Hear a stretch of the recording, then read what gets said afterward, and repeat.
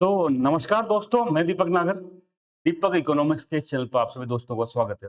दोस्तों, इस चैनल में मैं डेली डिस्कस करता हूँ डेली इकोनॉमिक न्यूज और आज डेट 23 अक्टूबर 23 अक्टूबर 2025। दोस्तों, आज डेट है। दोस्तों, एक इंपॉर्टेंट न्यूज आई है रिगार्डिंग स्मॉल फाइनेंस बैंक। आपने नाम से पढ़ लिया होगा, न्यूज पढ़े सबसे पहले आप इकोनॉमिक टाइम्स की।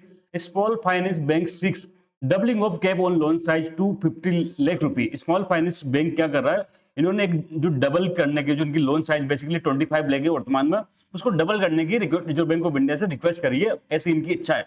तो ये दोस्तों क्या मैटर है, स्मॉल फाइनेंस बैंक क्या होता है, किसे कहते हैं और इसका 25 लाख की साइज कैसे डिसाइड करेगी, सब कुछ के बारे में दोस्तों हम वन बाय वन करके डिटेल में डिस्कस करेंगे। तो सबसे पहले हम बढ़ते हैं, देखो ऑब्जेक्टिव क्या था। तो देखो दोस्तों, आजादी के बाद से after 1947 independence, reserve bank of India, government of India, जिन्होंने जितने भी प्रयास किए ना बैंकिंग सेक्टर में रिफॉर्म के लिए, चाहे वो नेशनलाइजेशन हो, चाहे वो कोई अन्य कोई कदम हो, सबका बेसिक एक ही उद्देश्य था, वो था फाइनेंशियल इंक्लूजन। मतलब फाइनेंशियल बैंकिंग की सुविधाओं का लाभ जो समाज के सबसे निचले तबके हैं, लोअर जो स्टेट ऑफ सोसाइटी है, गरीब तबके हैं, जिनको आम बैंकिंग में लाभ नहीं मिल रहा, ऐसे लोगों को बैंकिंग की सेवाओं को लाभ देना ही क्या कहलाता है दोस्तों, फाइनेंशियल इंक्लूजन कहलाता है। तो जो जितने भी कदम है रिजर्व बैंक ऑफ इंडिया की, वो सब इसी दिशा में है कि देश में फाइनेंशियल गरीब गांव तक भी क्या हुआ बैंकिंग की सुविधा का लाभ पहुंचा सके। तो बेसिकली ये जो स्मॉल फाइनेंस बैंक है, इनका भी मेन ऑब्जेक्टिव क्या था, फाइनेंशियल इंक्लूजन को बढ़ावा देना। जो स्मॉल इंडस्ट्री है, बिल्कुल छोटे छोटे स्मॉल लघु कुटीर उद्योग है, या फिर जो दोस्तों ऐसे क्षेत्र है जो अनऑर्गेनाइज्ड है, अनऑर्गेनाइज कोई चाय की दुकान वाला है, तो ये सब क्या होता है जिनमें कोई रूल एंड रेगुलेशन तो लागू नहीं होते, तो इनको अनऑर्गेनाइज करते हैं। तो ऐसे सेक्टर्स का क्या करना, डेवलपमेंट करना है दोस्तों। कैसे करेंगे वो तो हम आगे देखेंगे। तो बेसिकली अब स्मॉल फाइनेंस बैंक क्या है, तो देखो दोस्तों, स्मॉल फाइनेंस बैंक बेसिकली जो अपना जनरल बैंक कहते हैं, हम जनरल बैंक कहते हैं, कमर्शियल बैंक होते हैं, शेड्यूल कमर्शियल बैंक, चाहे वो स्टेट बैंक ऑफ इंडिया हो गया, चाहे पंजाब नेशनल बैंक हो गया, चाहे वो एचडीएफसी हो गया, चाहे आईसीआई बैंक हो गया, चाहे वो कोटक महिंद्रा हो गया, चाहे एक्सिस बैंक हो गया, इनसे अलग है। इनका नाम ही क्या है, स्मॉल है, कुछ छोटा चीज है। यहाँ पे क्या है, छोटी चीज है। तो ये they are different from schedule commercial bank, जो जनरल फुल बैंक कहते हैं ना हम जिनको, उससे ये अलग है।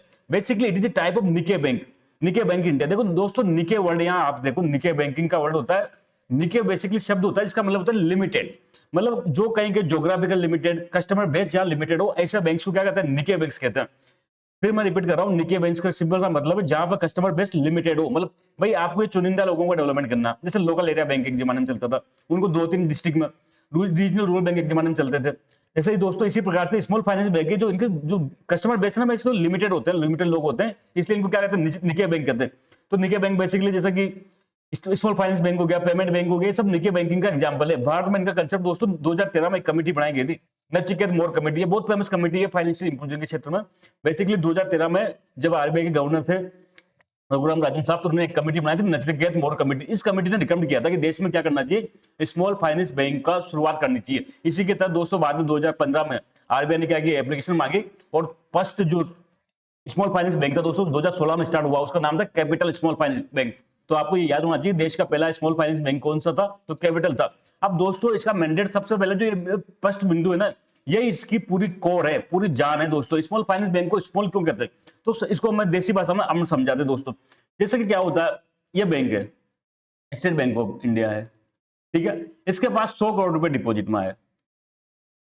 अब ये 100 करोड़ को ये इसकी इच्छा अनुसार लोन दे सकता है। कोई लोन के अमाउंट पे कोई बाउंडेशन नहीं है, लोन के अमाउंट पर कोई बाउंडेशन नहीं है। ये 100 करोड़ रुपए इसकी इच्छा के अनुसार ये लोन दे सकता है।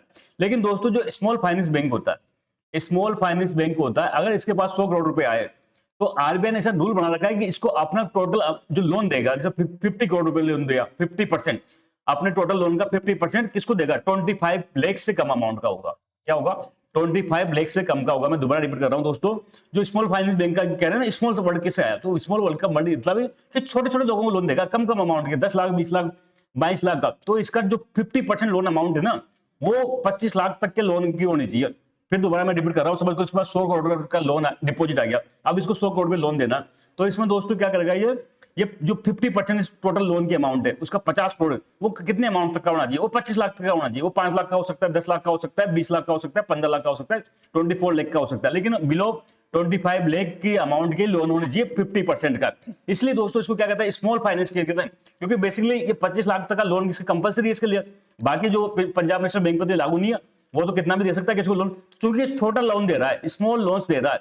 इसलिए इसको क्या कहते हैं, स्मॉल फाइनेंस बैंक कह देते हैं। इसके सबसे ज्यादा बेनिफिशियरी दोस्तों छोटे छोटे उद्योग है, जिनको छोटे अमाउंट की लोन की जरूरत होती है, 10 लाख 20 लाख, ऐसे लोग इनसे बेनिफिशियरी होते हैं। तो इससे अल्टीमेट क्या होगा, अल्टीमेट दोस्तों इससे देश में फाइनेंशियल इंक्लूजन को बढ़ावा मिलेगा। समाज के जो कमजोर लोग हैं, जो वंचित लोग हैं, उनको भी ये बैंक क्या करेंगे, लोन दे पाएंगे। तो आप सबसे पहले देखें, small finance bank have to ensure that 50% of loan portfolio, total जितना लोन दे रहा है उसका 50% कम से कम अधिकतम 25 लाख तक होना चाहिए। SPF have to ensure that 50% of loan portfolio constitute advance up to रुपए 25 लाख, उससे ऊपर के केवल 50% हो सकते हैं, लेकिन 50% लोन तो आपको केवल 25 लाख तक के देने पड़ेंगे। दोस्तों प्राइवेट सेक्टर लेंडिंग का कंसेप्ट होता है, बाकी जो जनरल बैंक के लिए आप लोगों को पता है 40% होता है, लेकिन स्मॉल फाइनेंस बैंक के लिए अभी तक तो 75% था, लेकिन लेटेस्ट में RBI ने इसको घटाया कितना कर दिया, 60% कर दिया।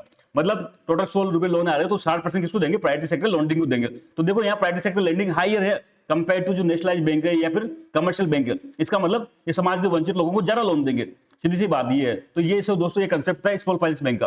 टोटल दोस्तों इंडिया में 12 स्मॉल फाइनेंस बैंक को लोन दिया गया था, स्मॉल फाइनेंस बैंक को लाइसेंस दिया गया था। लेटेस्ट में दोस्तों एक जो बैंक था बेसिकली उसको जो AU स्मॉल फाइनेंस बैंक में मर्ज कर दिया गया। तो आज की डेट में दोस्तों 11 स्मॉल फाइनेंस बैंक, कितने 11 स्मॉल फाइनेंस बैंक भारत में एग्जिस्ट करते हैं।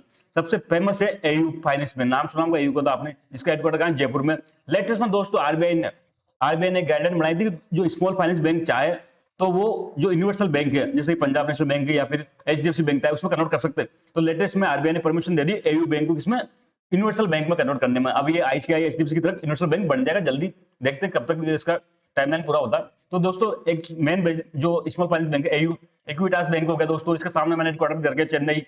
कैपिटल स्मॉल फाइनेंस बैंक जिसका हेडक्वार्टर जालंधर, जो बेसिकली पहले क्या था, लोकल एरिया बैंक था, बाद में उसको लोकल एरिया बैंक से क्या कर दिया, स्मॉल फाइनेंस बैंक में कन्वर्ट कर दिया गया। सूर्योदय बैंक है दोस्तों, इसका हेडक्वार्टर मुंबई में, जना स्मॉल फाइनेंस बैंक वाराणसी में, unity small finance bank Bengaluru में, ESF finance small finance bank Thrissur में है दोस्तों केरला में, Ujjivan small finance bank Bengaluru में दोस्तों, स्लाइस गुवाहाटी में दोस्तों, शिवालिक दिल्ली में दोस्तों, उत्कर्ष वाराणसी में दोस्तों। तो दोस्तों ये थे आज की पूरी न्यूज। अब जल्द मिलेंगे, तब तक के लिए थैंक यू, जय हिंद।